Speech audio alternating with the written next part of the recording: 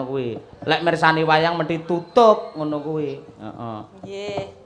Arep nembang apa Bu Kesi? Ayo. Kula remenane Mbah Wagiman apa, Mbah?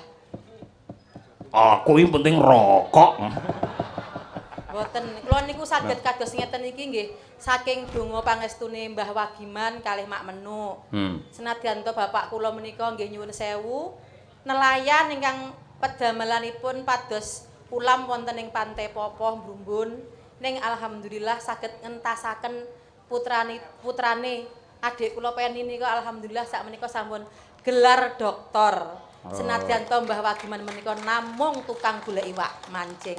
Matur nuwun ya Kong, sampean dongakne lan sampean pangestoni aku karo Yoyo nyambut gawe ngibarake kabudayan ya Kong. Iya, Kas. Hah? Sesuk njaluk sangu pira, Kong?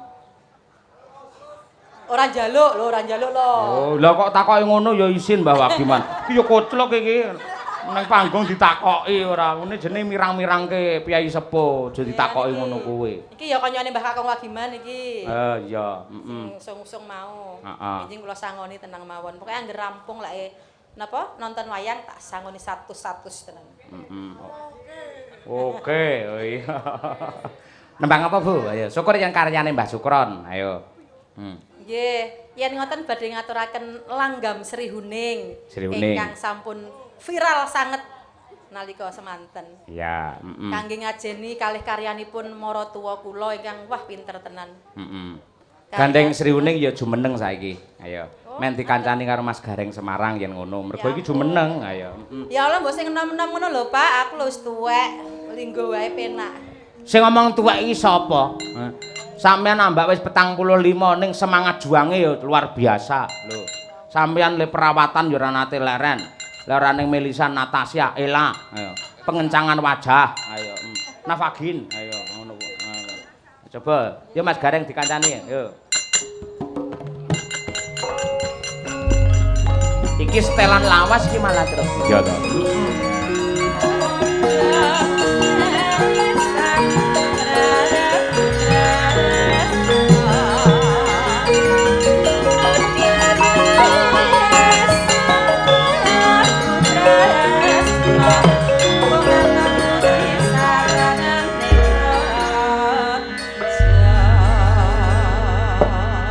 Zaman aku rung apa-apa mbiyen.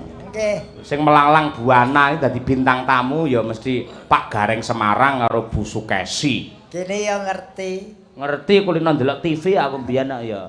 Ya wong pancen mbiyen urung sinden ki urung biyah kaya saiki iki. Heeh. Nom sinden nom ki ya Kesi terus apa meneh ya? Mbak Wiwit. Wiwit ki Jawa Tengah. Oh iya. Ya Jawa Timur ki Kesi Yosi Dewi. Iin. Dwi Ding Dwi Iin. Terus rada tuwa sithik kae sinden bakar rumah kae. Sapa? Sinden bakar rumah. Mbak Karomah. Ah iya yen cepet lah bakar rumah kae. Kayak ngendi daleme kayak galek to? Galek. Ah iya. Ya iki pancen wis seniore sinden mula saiki dadi dosen nyetak sinden-sinden berkualitas mburi iki. Ah kuwi. Wis luar biasa. Malah anu lho Mas Gareng Bu Kesi sosokne malah kondo kali kula, Pak. Aku ora kudu ditampilne, Pak. Sing penting anak-anakku kamu beri kesempatan untuk nembang men iso viral, men iso kondang. Iya, aku ora ditampilke ra apa-apa. Wah, Kesi iki ora butuh tampil sing penting duit ngalir. Lambene ora nembang ra masalah, duit ra tekan dheweke bacok. Lah iya. Aku arep ndalang kudune lak fokus engko lakonku ngene sanggitke ngono. Lah ora, anggere jam 8 bengi enek WA, mesti Bu Kesi. Piye Pak, wis cair purung Pak? Aku kon ngoyak-ngoyak panitia. Aku isin aku ngoyak-ngoyak ngono kuwi. Padha wae iki kok aku tekan omahe bojoku mbukake lawang iki, wah eseme iki lambene kan dledek tekan isor. Mergo mulih nggawa dhuwit. Ha iya. Mulih ra nggawa dhuwit tuh ulate kok cekek demit. Ya kudu nggawa dhuwit arep ki mantu kok ya. Lah iya wong jenenge lara-lapane ya bareng karo aku, bungahe ya kudu bareng karo aku. Betul. Nggih, ning Pak Gareng menika alhamdulillah sampun dadi dagelan 4 jaman lho.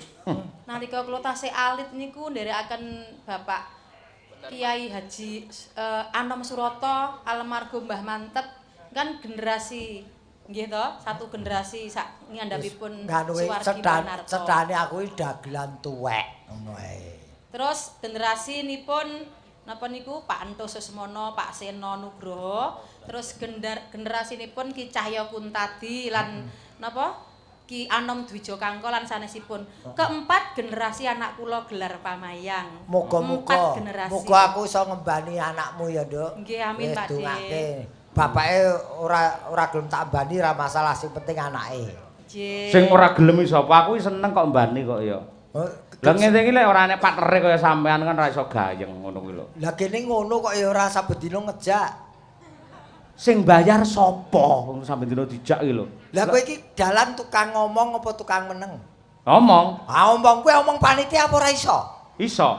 Lah kene Wis tau ndinge aku ya omong, mah ngangge gareng Semarang. Ampun, anu mawon gareng palur mawon. Ah, kowe senengamu mori jiro-jiro. Ha iya. Aku kangen suarane Kesil. Ha iya. Nggih Pak Gareng. Aku ya kangen kok ya. Alam dina ketemu awake nang omah kok ya kangen. Nek lara nyuara. Kowe lak mbok suarani. Kalih benjing kula pesen kalih panitia gandeng sonten wau lek kula mengamati penonton wonten lapangan alun-alun mriki lek kuwatah to ngantos mriko-mriko ngantos sing mburi wau bengok-bengok ken mudhun. Jenengan pasangi layar tembak Pak Benjing Pak sing jumbar ngoten gede-gede 3 ngoten nggih. Ben benjing penontonnya lek saged mrisani king layar. Cocok nggih? Niki donga kula kagem panjenengan. Panjenengan tidak hanya penonton tapi penikmat dan pemirsa yang luar biasa. Mula kula dongake panjenengan benjang dados penanggap wayang. Amin. Nggih. Penanggap wayang klasik tanpa dagelan ya. Batal. Angele ora. Ya Bu Kesi ya. Dawani karyane Mbah Sukron iki. Kuwi wis enek royaltine lho Mbak Elisa iki. Tiap bulan Mbah Sukron iki wah iso ngirenang karo Mbah Sukron. Wah, berarti kan iki kan dilebokke YouTube ya kena penalti. Mboten. Kagem piyayi ingkang sadar kemawon rekaman teng studio lajeng saged hit, hasilnya sebagian dikasihkan kepada Mbah Sukron. Ngaten menghargai karya beliau. Nggih, mboten njaluk ning kesadaran ngoten Siap. mawon. Nggih. Yuk. Putri kang sulestiyeng warni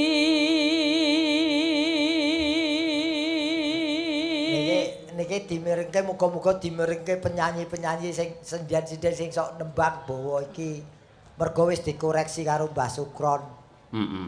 Lah biasane ana sing nyebut kae sinebut pahlawan putri. Nah, niku sejarahnya ngeten Mas Gareng. Sing pertama pancen cakepane sinebut pahlawan putri.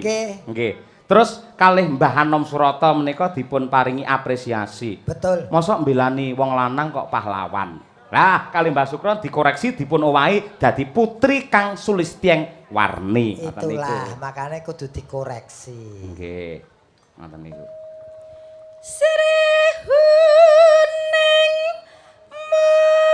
mustika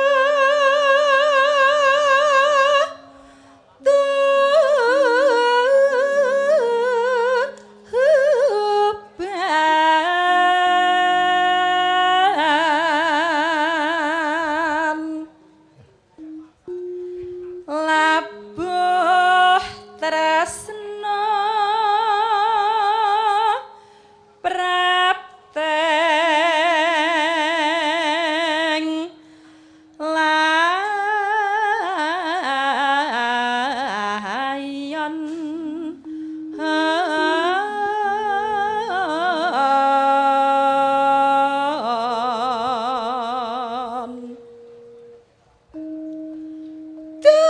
rangkung bojone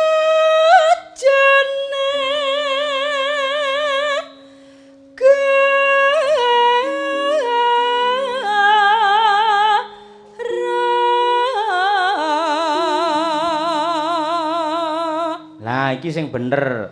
Duk Pranggung Bojonegoro.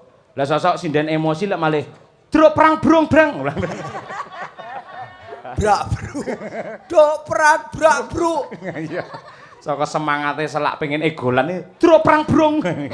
Lah bedane sing nembang wong biasa karo dosen yo ngene. Ha iya. Cetha nadane pas tur yo kata-katane iso terbaca. Heeh. Wes Aku kadang ya salah kok Pak Gareng. Ngapa ta? Pokoke anggere pikiranku bruwet ngono ning omah karo bojoku gak disayang ngono aku nembang ya kabur kabeh. Iki pangeling-elingku iki ilang kabeh ibarate. Dadi anggere bojomu ora sayang karo kowe iki blank. Ah, bleng aku gur pegel ae isine. Gampang angger bojomu ki bojomu ra sayang karo kowe mbeni antimu turu sawenge. Wong ora ki cak saestu lho aku ora jeneng ngelem mergo ana kowe. Suaramu ki apik, nikmat dinikmati, cantas cetha. Ki swara iso goleki mobil, omah, bojo nom ki yo ki. Sing keri dhewe ra penak iki. Bojo nom ora. Lha kowe iki apa ora nom? Nom. Lah iya. Aku 42 kono 45. Lho. Iya. Upama nyang-nyangan lah ya menang iki. Iya, bener, heeh. Ning jodoh ya, Nduk. Nggih Pak Gareng. Lah wis jodoh ngono ki anu apa Gareng? Apa? Nadyan sepuh sing wedok lek mlaku bareng mesti ketok sepuh sing tuwa, sing lanang ngono kuwi. Tembungmu sepuh sing tuwa ya kene iki sepuh sing tuwa. Ngono kaya nek anu lho, kaya diserot ngono lho. Dadi nomku diserot karo Bugesi, aku ketok tuwa, Bugesi tambah nom. Ya sesuk bojoku tak kone nyerot. Nyerot apamu? Lho jare ngekeki daya serot ngono. Oh iya, heeh. Sampeyan yo serasi aku yo ndelok ning IG sampean le. Kene yo ngerti. Lek ngemol karo sing wedok, walah jan. Bojone Mas Gareng iki nyandi-ndi anggere ning mall cuwekeli tangane. Mesra, ora lek ora dicekel njukuki apa-apa iki sing wedok kuwi. Bojoku maling kok piye? Nah iya. Ya, Bu. Bebila Wiratmaya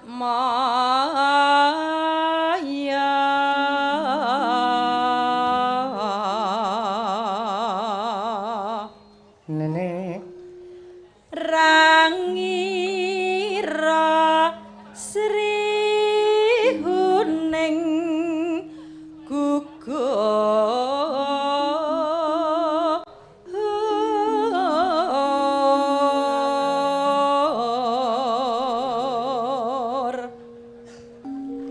mangka musti kaning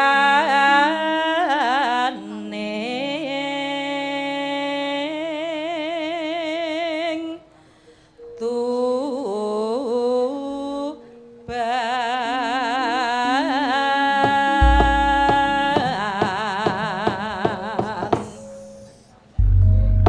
Sik, Lintang, kancana mbokmu. Ayo, mergo lek pas ndangdut mbokmu ndak bingung le njogeti. Ayo, Jenenge sapa ki? Lit. Mbak Lintang Pambayun Oh, iki. tak kira lintang alian. Kudu Lintang Pambayun mergo anak mbarep. Anak bareng. Heeh, yen sampean sok mirsani Campursari Sanggabuana enten penyanyi jenenge Mbak Putri, pengendang hebat jenenge Mas Tlonteng lah iki anake. Iki anake Tlonteng to? Oh, piye to iki? Wah, mulane dlolek. Doleng pripun? Gede. Oke, Dapat gede. Oh. Pengendange Sanggabuana. Ah iya, Yo, saiki sing miwiti Bugesi dhisik, engko terus bacutne Lintang. Ayo. Sri Huning Mustika Tuban. Dados. Sri Huning Mustika Tuban.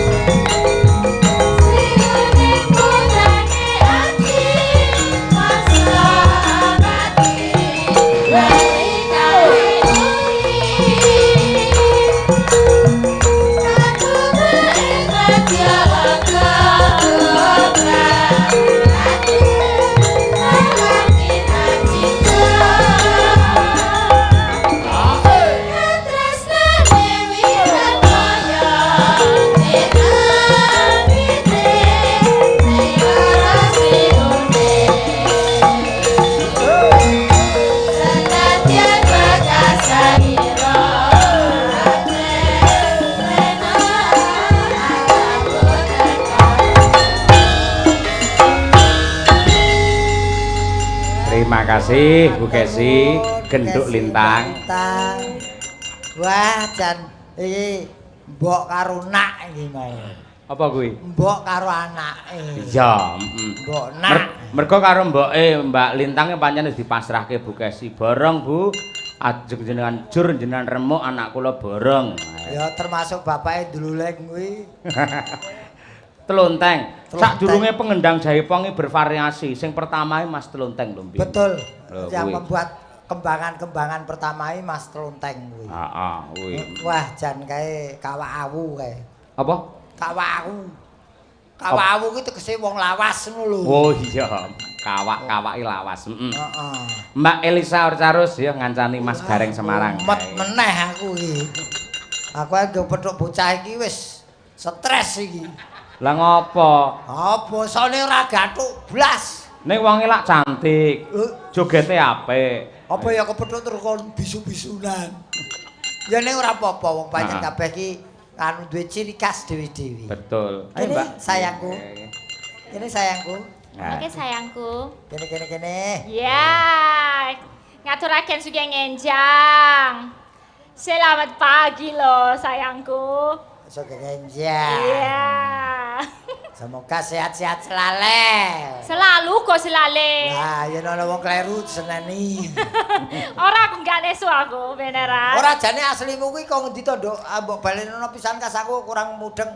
Aslimu dudu wong Jawa. Ya, bapakku seko toli-toli, ibuku seko lambelu. Bapakku seko toli-toli pade, ibuku seko lambelu. Lambemu dhewe kuwi kok. Kok lambemu dhewe sih? Mau ditakoni wong tua kok malah lambelu. Ora ya lambelu i daerah gitu loh. Oh, jenenge Lambelu. Iya. Kuwi daerah ngendi? Daerah Sulawesi Tengah. Jenengku Elisa Orcarus Alaso Pithecanthropus erectus paleojavanicus. Iki jane bangsa apa to bocah iki? Manusia purba. Lho nek kene kan Wajakensis. Lah aku Pithecanthropus paleojavanicus. Oh, Orcarus. Oh iya. Saya Mbak aku ora ngerti tenan. Orcarus alaso artinya apa to Mbak Wi? Sajane Orcarus itu artinya itu terang, padang, cahaya. Padha karo artine Trenggalek. Kenapa kok aku sing diundang karo Pak Cahyo mergane artine padha. Treng artine terang, galeh ki ati, berarti ati sing padang. Carus cahaya kuwi padang. Cahya kun tadi wis cetok, cahya cahaya lagi. Kowe apa, Reng? Ana unsur cahaya-cahayane ora? Ana. Sumunar Bagyo. Kok sumunar? Sumar kok sumunar. Ya biar ada cahayanya kan kita biar sempak. Antara Pak Cahyo, aku, kamu, Trenggalek, kabeh padang. Biar apa? Biar sempak. Kompak. Semua berarti cahaya. Kompak kok sempak. Semangat kompak plek. Oh, iya. Iya. Nen aku ngarani Orcarus ki bahasane ora kuwi. Lah apa Orcarus ki organisasi cari uang terus. Organisasi Cari uang terus. Oh iya. Lek alaso apa alaso? Alaso ki alas ruban. Dadi Alas itu hutan. Alaso ki alas ruban ngono to. Nggo daerah Batang ki lho. Heeh, Semarang Ulon ya, Mbak. Semarang. Alas Ya Roban. durung tahu aku rono. Dadi kowe ki semrawut. Kaya alas. Nggih. Sing baku jeneng apa wae tetep Indonesia. Indonesia bener, Pak Degareng. Panjenengan hari ini dapat apresiasi dari Sobat Ngebiar Indonesia. Mbok iki Pak Gareng dino iku entuk duit terus ya, aku ya bingung kok. Aku dititipi lho ini. Iki tiba kemil dino iki tiba. Iya, arep mantu ben golek sakake-akeh. Aku pokoke bengi iki dadi kotak masjid pokoke. 1, 2, 3, 4. Kok kurang 50? Oh enggak, udah pas. Sobat Ngebiar ini 500.000. Tadi titipin buat Pak Gareng Sumar Bagyo Semarang sing asli. Tapi Sik aku wis kadung ngatung iki. Tapi ada tantangan nenek panjenengan pancen sing asli Gareng Wayang Semarang itu. Nah, ini berarti panjenengan bisa joget. Lha iki rumah sapu aku ngolet to piye? Urung rampung. Joget nganggo senggaan zaman saiki tapi cara wayang upama tok ganjel tapi cara wayang piye karo tok gentuk itu cara wayang. Aku kulino diganjel kok. Ayo. Ini nek bisa 500.000 ini buat Pak Gareng Sumar Bagyo yang kok sesungguhnya. tok ganjel kok dorong lho aku gelem. Itu nanti dibinangkani apakah bisa nanti Sobat Ngebiar ngecek dari rumah. Wis, ya ora apa-apa ora masalah, wis pokoke apa penjaluke tak turuti. Nggih. Lah lagune apa kuwi, Kok? Loh nanti kalau sama Mbak Tuti kan bisa kita gayengkan. Oh iya. Ning aku enten anu lho, Mbak niki enten WA, nggih.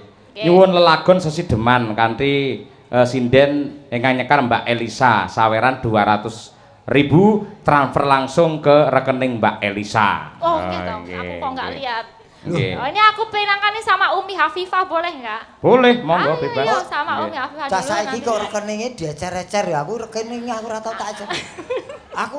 Mergo aku ya ora tau duwe rekening aku. Nggak pernah punya rekening. Sumpet rekeningku ya nggo nampa pensiunan tok lho. Ya nggak apa-apa, enak cash kok yo. Iki malah ana sinome lho, Mbak. Enek sinome barang. Iki ngrenggo karo sampeyan iki. Ayo. Waduh. Ayo coba iki anu wae sing bawa sinom Mas Taslim cobi Mas, kula share teng jenengan Mas niki. Niku tentang apa wi jenenge menghormati dan mengapresiasi seorang Elisa. Waduh, terima kasih. Dudu swara ning wiraga, bendara ketaman Brangti, wasana kula kagarwa dan seterusnya.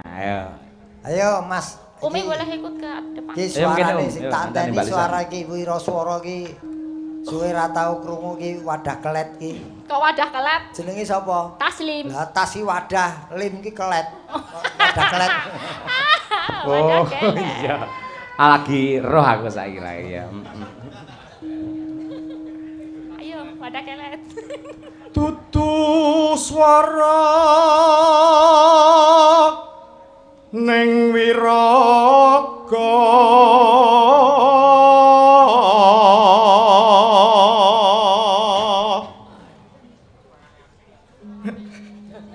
Suarane apik Suarane apik lho kok ora gelem parkir. Ora gelem kernet ya. Ayo. Bendara ketaman Branti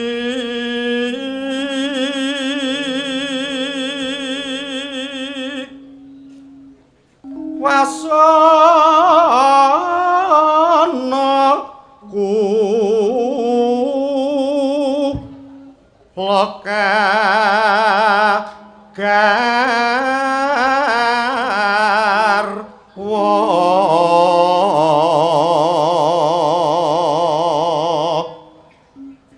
nadyan yuswa bumi langit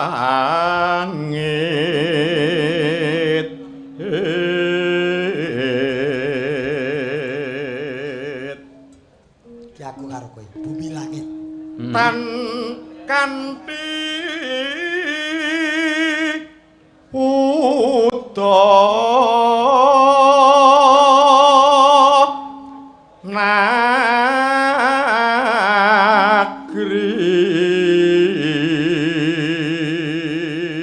apa ki Reng? Tan kanthi uda nagri apa ki? Anu, masuk angin. Loh. Lah uda ki lho. Uda kok masuk angin iki. Oh iya. tak tutuhke dosa nipun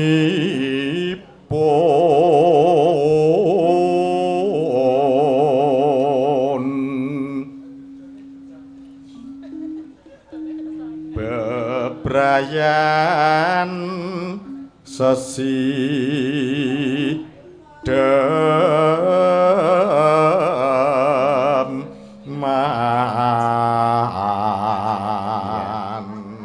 iki jan pas lagi ya. Ki opo iki? Nganti Gusti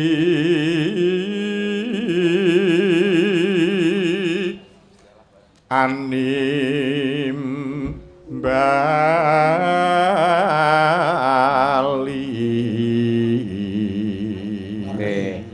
Aku ngerti ya, aku ning ora perlu tak jabarke, nggih. Ngeri. Ah iya. Puji kula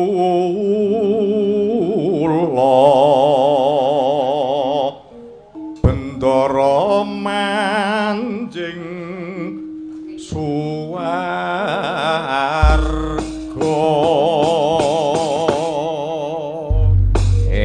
Amin ya rabbal alamin. Nggih. Ya, iki diaturake sesidemanipun. Bendara mangan wanita. Monggo buka celuk. Ayo. Luweh becik patenono timbang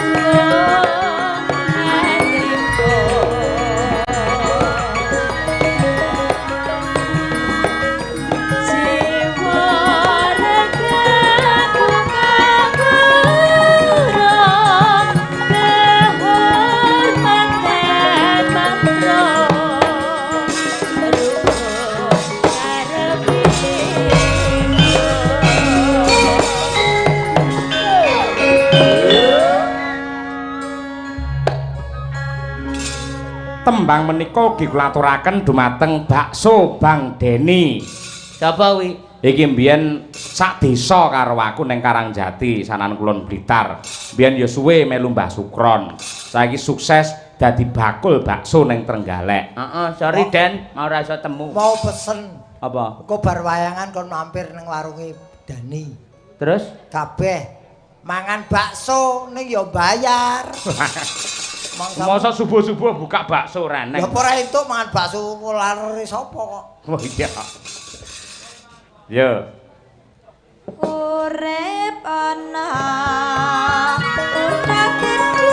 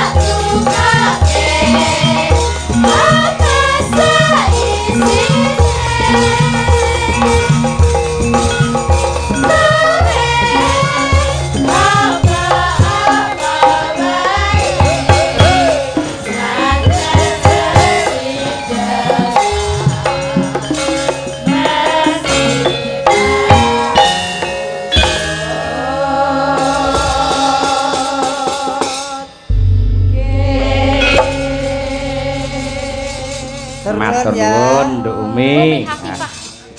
Mau, Umi. Bocah pulung iso manis, sayu, luwes, suarane apik. Heeh. Pulung Ponorogo ya. Pulung Ponorogo iku amangka nggone iki nyelempit, ademe ora umum. Gunung ya, di gunung ya. Wes. Di sini mung delongop tok kono. Disulap sama Bu Kesi. Bu Kesi. Jadi bintang tamu harian saiki bener. Biyen ki rengkusi kulite coklat mbok sisik. Coklat mbek sisik umbelet. Umbelen sikile jeber. Aduh. Saiki ayune kok. Ya sikile jeber wong ya ning gunung kan nggo ngerem. Iya, rem pakem kok kuwi ora. Ya saiki. Ning tenan lho Mas Gareng. Apa? Biyen sik SMA melu aku, kan tahu. Tak enteni rampunge le sekolah. Bar aku tak jak tanggapan ning Banyumas. Ora salin dhek sing ngangge kostum SMA ngono. Terus Jejer karo aku ning AC, ning mobil. Wah, keringete ampune. Ya umum biyen. tapi saiki ngadi busana ngadi sarira. Biyen nglakoni prihatin rata wadus dhek iki. Ora prihatin pancen keset. Gelem dandan keri-keri iki, wah biyen tenan. Lah iki anggere wis pinter ngadi busana ngadi sarira, sedaya kas ngadi ati iki. Ndek ben iki anggere tak jak omong, piye kabare sae, Pak? Ngono abape bul ngono. Wah, Iya. Aku ketusuk abape iki iso arep semaput ya mbiyen. yo biyen panganane poge kok dhewe kok. Iya. Ning saiki mbana takon ngabapi ora gelem dhek wisan. Saiki wis cantik. Oh, njaluk di- Dadi Putri Solo. Nggih. Request gending suminten edan ingkang dipun lampahaken Ki Cahya Kuntadi. Saking Pak Sumadi RT 15. Pundi niki? Gondang Tugu. Wah. Oh, nggih. tuku kono. Nggih. Tahu po Pak Gareng? Ngerti po? Ya pokoke kono. Nggih bendungan mau lho tugu. Nah, bener to tugu kono to? Kono mau ya. Di Putih. Lah nganti Kulon. wong mriko terus belok kanan ngoten lho, Mas. rada macet mergane. Nggih. Lagune apa enak to iki Mbak Elisa? Enggak tahu, belum tahu aku, Pak. Belum tahu ya Iya. suminten nggih. Wah, nggih. Nggih. Mawar kuning, Bu. Oh, nggih. Nggih. Nggih nyuwun pangapunten gandeng lagunipun menika mboten wonten. Entene malah 3/4 niku suminten niku, nggih. Malah ladrang. Nggih. Kula ijoli anu mawon mawar kuning mboten napa-napa. Nggih, utawa menawi anu sing model kayak segmen atau fragmen tuh Roro Jonggrang itu juga. Roro Jonggrang. Mirip. Oh, nggih, Ya, nggih. Monggo nderek mawar kuning. Nggih, lek kali. wonten jenengan dadi Roro Jonggrang, sampean dadi Bandung Lautan Api. Ayo. Kobok lho. Iya. Bandung Bondowoso. Ayo. Yo, main marem iki mergo sing dikersakne fragmen kok iki.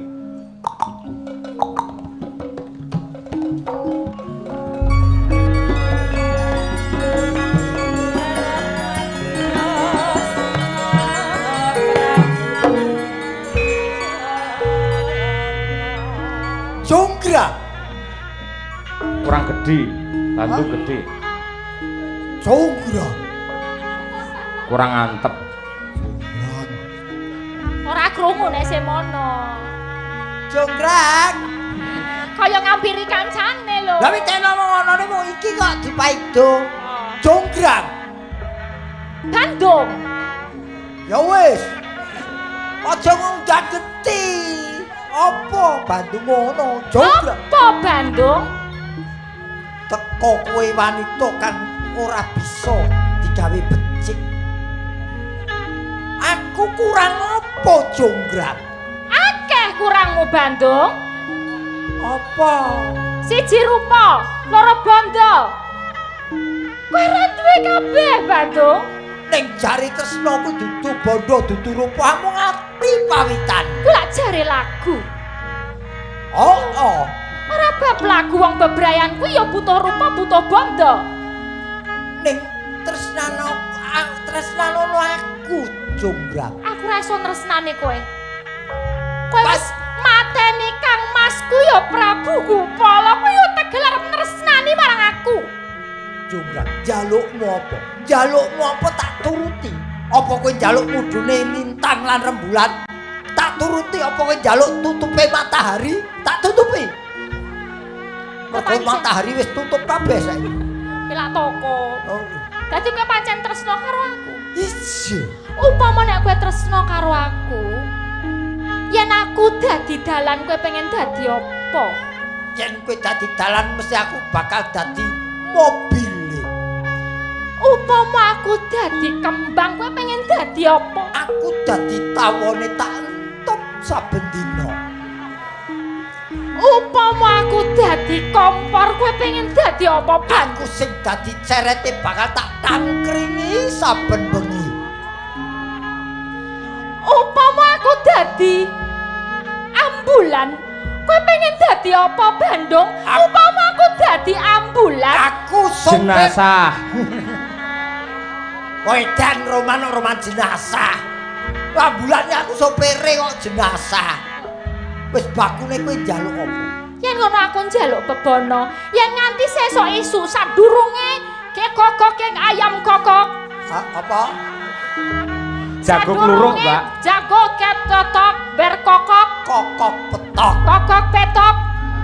Kue kudu minangkani candi cacah sewu apa kue iso Bandung? Aja meneh kok 1000. 1.500 tak turuti.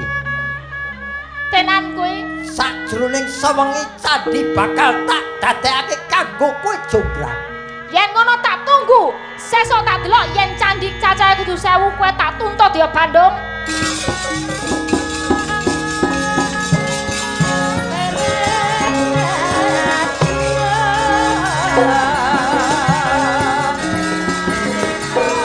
Wah, keladuk nyanggupi jonggrang. Gawe candi 1000 sajroning sewengi. Tangane ngopo kuwi Bandung iki? Iki kocape keris, nyengklak keris ngono lho. Ketoprak kok. Tak kira layanen ora. Iki kepenake aku tak ngundang kanca ruangku dimene bantu aku gawe candi. Para jin, kowe jin. Mak. Aku ki sutradara. Bandung ki dibantu jin. Jim ora ketok. Ayo Jim ora ketok. Jin wedok wae. Ayo iki. Suster ngesot. Ayo. Tik, guyu Tik. Ayo Tik guyu. Tik, guyu Tik. Ayo.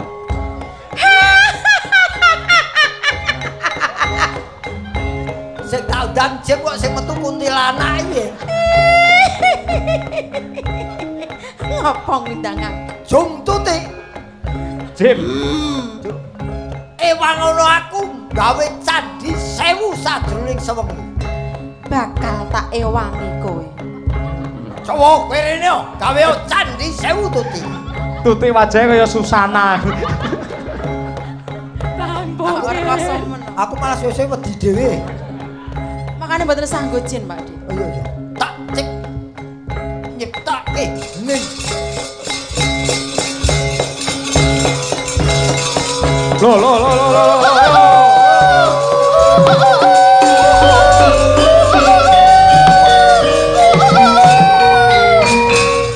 Bandung. Apa? Delokan pitik-pitik wis kokorotok. Kok petak lurah. Iki mau wis krungu swara lesung jumengglung. Suri bali-balan. Iki berarti wis isuk. Apa wis kowe iso minangkani bebono sing tak jaluk? Iki jam piro kok esuk wayang wis urung bubar lho. Iki mau met kokok. Pitik. Lho, muni pitike. Kae pratandha yamene ana pitik kluruk ana rada meteng. Kok ana rada mete? Cara biyen ngono. Oh, ngono. Krungokno. Iya, ning iki wis tak laksanake panjalukmu. Iki candi cacah 1000. Sejing. Tenan ra? Tenan. Kok tuku kerupuk, kuku ruyuk, Pak. Tuku kerupuk. Iki kok jeruk. Tak itu. Sarapine Elisa. Bercandia. Tak itu. Aku nilai sing jeru mau. Tak itu.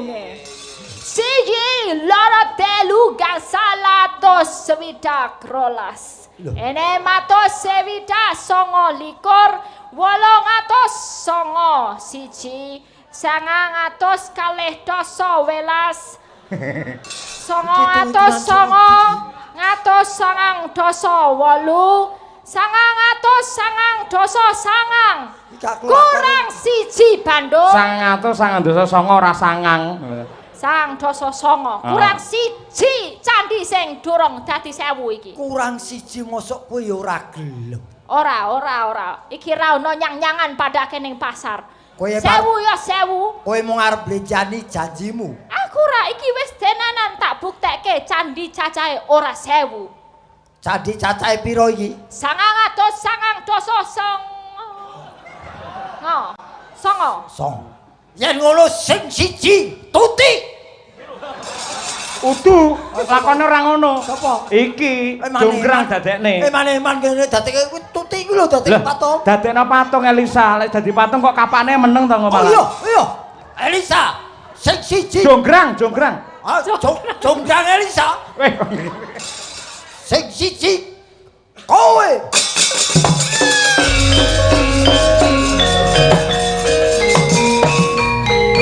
Kesempatan iki. Matur nuwun kanca-kanca Madangkara menyelamatkan aku ini. Ya. Ayo Tik, tampil Tik. Ayo. Ngacani balik lagi.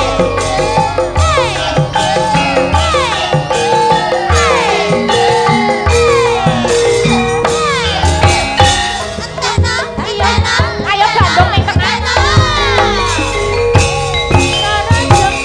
Kowe pancet ayu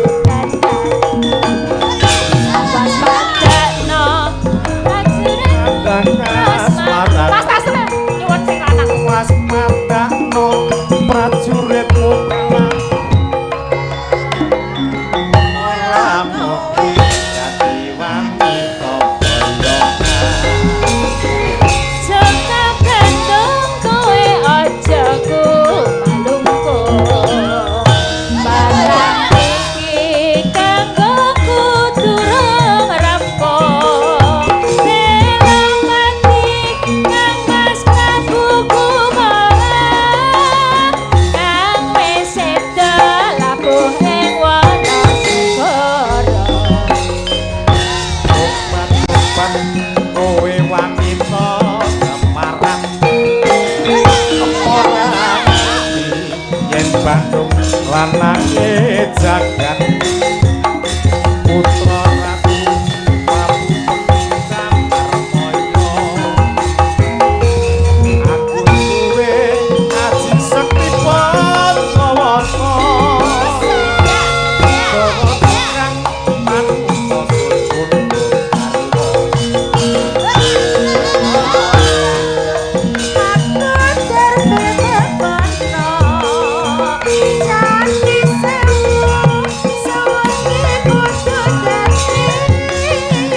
iya jonggrang panyuwun utami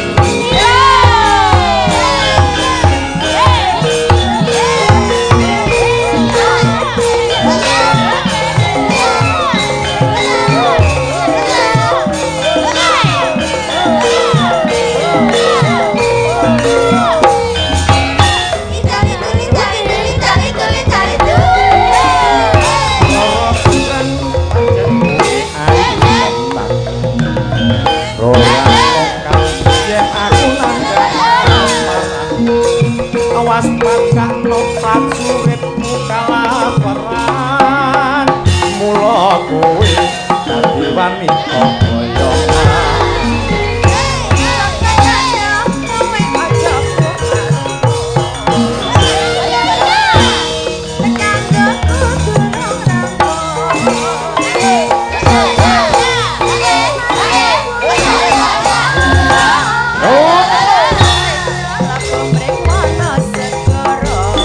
obat-obat kowe wanita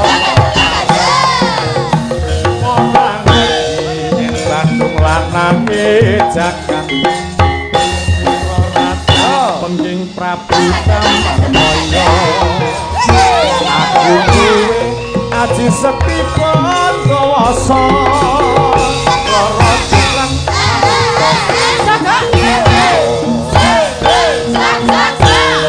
Aku duwe bebana Candi Sewu sewengi kudu dadi. iya jonggrang panyuwun utami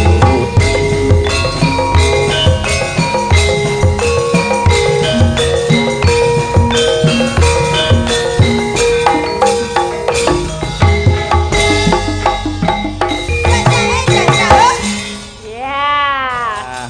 Menika wau sampun dipinangkani, Pak Gareng juga udah joget. Piye, Tok wis cocok ganjel, ora, tok Kak? ganjel, tok Mbak Tuti jangan turun dulu coba. Sik. Nek tok ganjel cara Mbak Tuti piye? Aku mari urung tau ganjel kok. Ganjel sing tenanan Pak De. Coba. Ganjel ngene. Oh, lah piye. Heeh, nek ganjel ya ngene, terus ngene. Ngono Pak De. Sik diperagakne Iya. ya sinden kabeh. To ganjel to.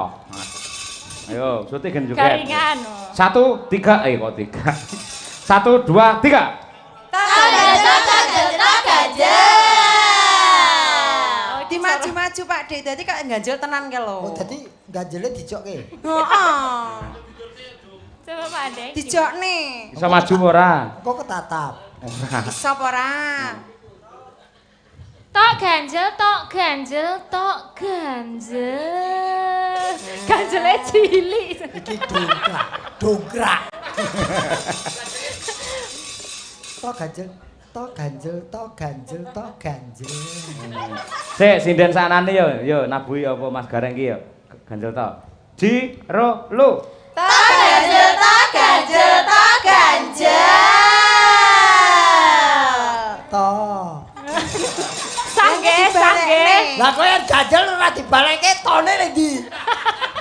Modal tak token balik.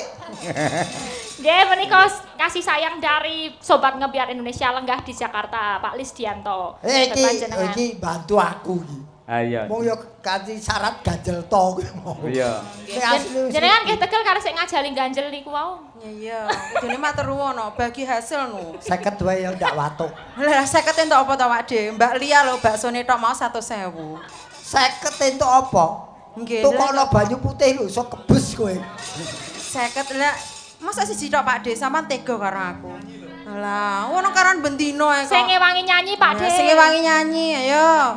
Iki sampean ki sing lomo, ngono ki. Kudune nek duwite kakung mau sampean dibantu karo Mas Taslim kok ya. Kene iki langkah mlebu swarga, jenengan aja mikir donya wae.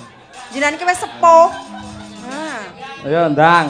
Iki mau sindene iso muni to ganjel lek ora dikawahi kendang ora iso. lah. Ngendang. Ndang ya. Monggo ya dadak nganggo kendang to ya. Lek ana kendange ora iso muni ganjel to no. Iso wae cangkem ya iso. Iya. Kowe ya butuh duit. Nah.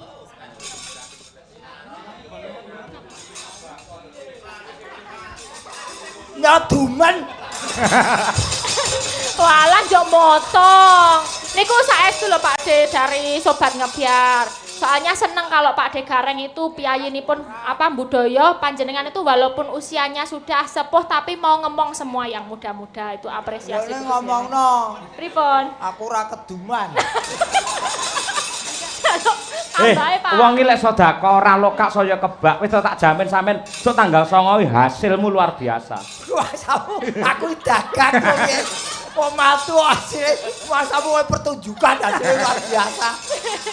Wong nawa itu wis arep apa Hasil ora karuan dhuwit, hasil berkahe kuwi lho. nah sing baku pengestune kanca ruwang nikah hasilmu mangsamu tobong apa piye. Mangsaku Dadi sok lagi kanca-kanca wis tak omongi seniman kabeh Mbak Elisa itu undangan to. Dapet. Mbak Tatin ya entuk wis tak omong kabeh. Mas Gareng iki sok nyuwun dijagongi apa jenenge donga utawa pangestu men temantene iso atur runtuk-runtungan Mas Gareng sehat. Ora perlu ngangge dhuwit. Nek ngangge dhuwit ade nguyahi segara, mesti Mas Gareng piyai sing sukses. tumbak cucukan. Loh, sok ki pintu gerbangnya tak tulisi biasanya tidak menerima sumbangan. Nah, aku tidak menerima tamu tidak nyumbang.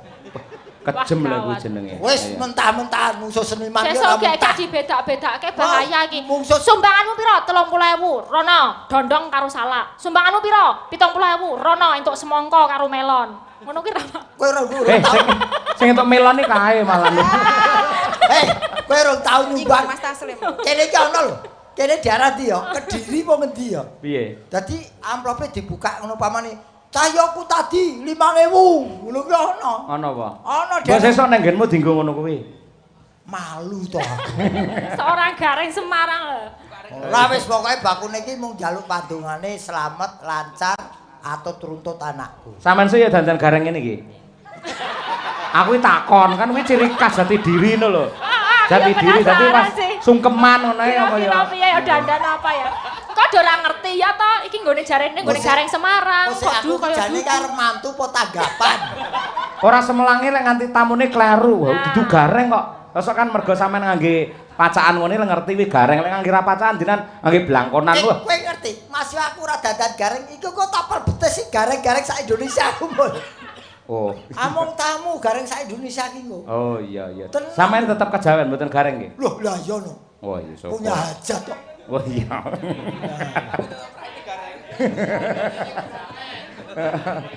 Piye dadan kejawen raine? Raine gareng, irairan gareng. Kowe ora dukung aku blas. Wis disogok 30 kowe. Mbak, so nang kono lak digawe sip-sipan to. Tamu pertama iki pejabat jam 09.00 nganti jam 11 ngono to. Kedua iki seniman engko jam 11 nganti jam 1 ngene. Awake dhewe rasa manut aturan kuwi. Pokoke ket isuk nang kono nganti sore mangan terus ngono ya. Cocok ngejak keluarga kabeh sanak kandang dijak. Iki kanca-kanca tak siwakne bis kabeh rono kabeh. Ayo ngono. Kok sik iki duwe gawe sote BK lho iki. Lah ngopo? Tombok lho iki. Modele tamune nekat e. Ayo. Nek ora apa-apa, wis to. Yen perlu kowe iki ning nggonku kono mangan sak matimu lho tak lakok. Ya aja sak wareke. Lah kene ora gelem to, lah kok arep mangan terus. Ora ya sak wareke ngono kuwi. Jangan hidup untuk makan, tapi makan untuk hidup. Nah, kuwi apik. Apik apa bar dicet ora apik. Titenono sok Abah Kirun aku wis krungu bocoran arep nggawa ludruk komplit wanci pirang-pirang wis. Kowe ngedekne panggung dhewe ngarep omahmu kowe. Ah sembo kae wong siji kae sangel diatur kok. Yo Mbak Tuti istirahat sik. Mbak Okva, saya aja mangan sik, Pak. Ayo, Pak. Ayo. Karo Winong, ayo berdua, ayo. Oh, wah iki mangan. Cah wedok ayu-ayu mangan e. Mbok sekali tak pangan, kene. Ayo. Ning omah duwe pentol mangani pentol ngene kene ora senengane ora. Kene iki nganggo iki weles. Iki, Nduk. Wah, jan iki aku sing paling seneng bocah iki ana ciri khase. Ciri khasnya apa, Pak De? Andeng-andengi ngisor kuping. Andeng-andeng ngisor kuping jarene dipandeng marake golong komeng. Andeng-andeng ana mbokong Mas Gareng. Sing nyawang piye iki? Kok iso ngerti andeng-andenge ning bokong iki nyawangmu piye? Jarene dheke aku ndek andeng-andeng ngisor bokong lek disawang piye ngono lho maksude. Oh, Andeng-andeng ngisor bokong jarene Mas Gareng. yen dipandeng marake apa kuwi? Mekongkong. Ora. Apike nggih gotong royong ngono kuwi. Ih, moh. Mosok nggo arisan. Pak, wis tau anu lagu gandrung wis tau, Nduk. Pripun niku? Wong yen lagi gandrung, lho wis tau. Tahu ya? Sampun. Ayo berdua. Tapi ngerpek nggih? Ngerpek. Boleh maca ora apa-apa. Ayo. Iki nyoba ndudahi mutiara kependem erane Mas Gareng biyen iki. Wong yen lagi gandrung ra perduli bledose bedor gunung. Ah gunung karo bedor iki meh cedhak lho. Oh iya. Ora tau ceki. Nah, ya. Ya. Mangga men digarap kalih kanca-kanca Madangkara lagu Gandrung karya dari Pak Anjarani. Ya.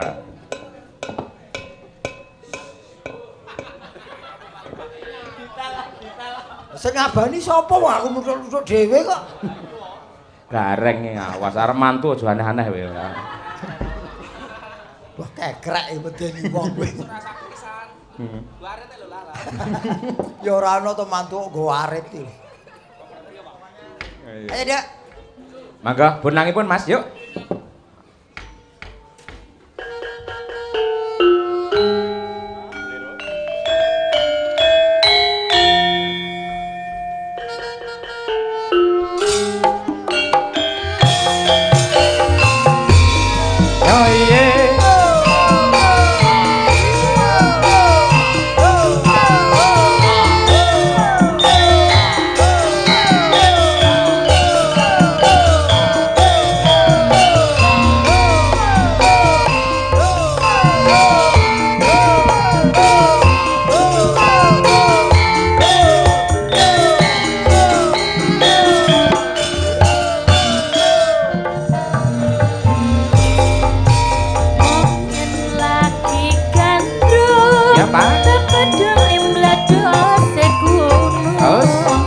Wong yen lagi naksir tak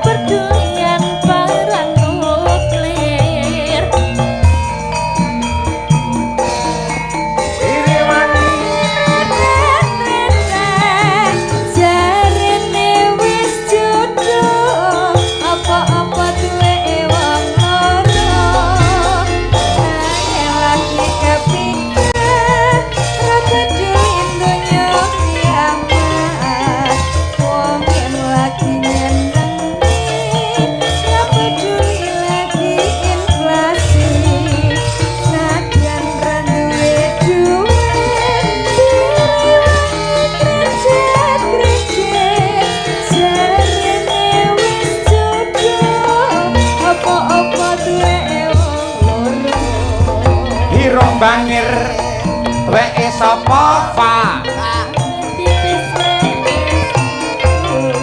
lambe tipis weke sapa fa janggut nyatis weke sapa fa bangkeane weke sapa fa iki piye fa weke sapa fa iki piye fa weke sapa fa iki piye fa weke sapa iki piye weke sapa yuk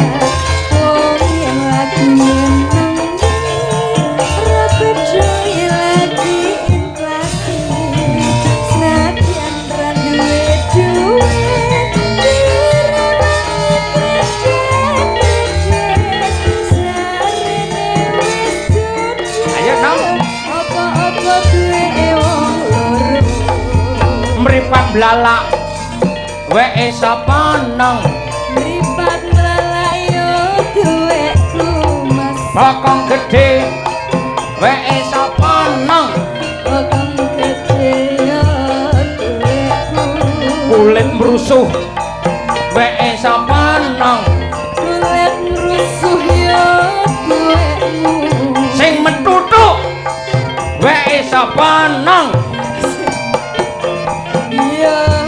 iki piye nang weke sapa nang mestine ana sing duwe iki piye nang weke sapa nang mestine ana sing duwe iki piye nang weke sapa nang iki piye nang weke sapa nang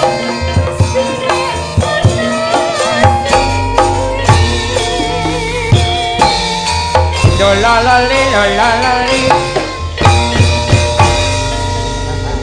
wah mripat blalak weke sapa nang mripat blalak duweke bagong bokong jebrot weke sapa nang bokong jebrot weke winong kulit mrusuh ana ulune weke sapa nang kulit mrusuh nggone Mbah Gareng rai putih dikeki semen nang ya kuwi raine Mbah Gareng aja dilokne iki arepe sungkeman lho kuwi ora oh aku lagu seneng iki lagu iki selawas kowe ra metu ha iya mula penutupe nganti loro lho iki arep suwuke lho dang nongko balurane rung nutup. Lah ya gawane tutupane pancen kuwi. Nononane nek ngono kuwi. Maro jiro. Nem. Tur iki enek trompete, dadi cara Pak Mantep mbiyen iki ngangge trompet ngono kuwi. Yen. Heeh, dadi lek budalan ngangge trompet, lagu-lagu ngene iki ngangge trompet. Kuwi lek sing trompet melek. Lek nganti dipitiman mah cilaka iki. Matur nuwun. Nggih, matur nuwun Cah Ayu. Wis jawake umur angger sinden nom ayu ngene nyawang jawake umur. Nggih, mes subuh leres nggih. Ngelek kedisian Oh, kirok tenggene masjid niku dhewe bingung kok. Ayo. Mas Gareng, Mbak Elisa. Pripun? Kula kinten damar mancung kedah cupet anggenipun gegojekan insyaallah sanes wekdal dipun sambung melih. Ngaten Mas nggih. Tetap selamat sukses untuk Kabupaten Trenggalek, Bapak Bupati dan jajaranipun. Amin. Semoga tetap berkah jaya sepanjang masa. Amin. Matur sembah nuwun. Kula isih nggih ngrumiyini lampah rumiyin Mas. mundur. Nggih bejang kuliah. Oh, kuliah ya. Nyiapke catering ya. Mbak Lisa, terima kasih ya, Mbak. Ya, sampai jumpa tahun depan. Ya, sik sak lakon nih, Gong. Ayo beres pisang geni duta to. Ya.